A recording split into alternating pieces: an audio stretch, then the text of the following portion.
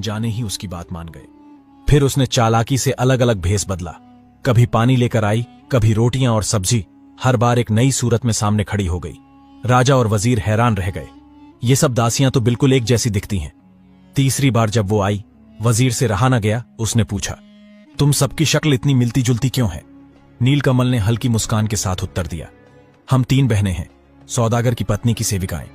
वजीर थोड़ा और झुककर बोला, अगर तुम हमारा एक काम कर दो तो तुम्हें बेहिसाब इनाम मिलेगा।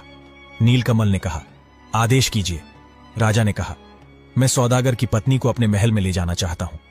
दासी का रूप धारण किए नीलकमल के होंठों पर हल्की मुस्कान तैर गई। उसने झुककर धीमे स्वर में कहा, महाराज, यह कोई कठिन काम नहीं है। बस आपको एक बड़ा शानदार डोला तैयार करना होगा, इतना बड़ा कि उसमें हमारी मालकिन और 3 दासियां आराम से बैठ सके। बस एक शर्त है, रास्ते में डोला रुकना नहीं चाहिए, ना ही कोई हमें पुकारेगा। डोला सीधा महल में जाकर ही खोला जाए, बाकी मैं मालकिन को मनवा लूंगी। राजा और वजीर बिना शक किए हामी भरते हैं।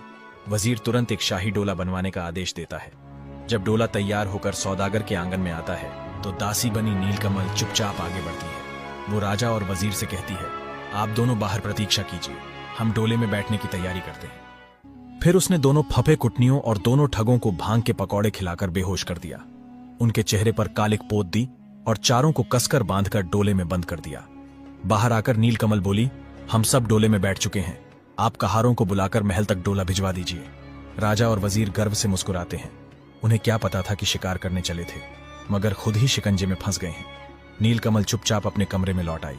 अब आगे क्या होगा, जानने के लिए बने रहिए।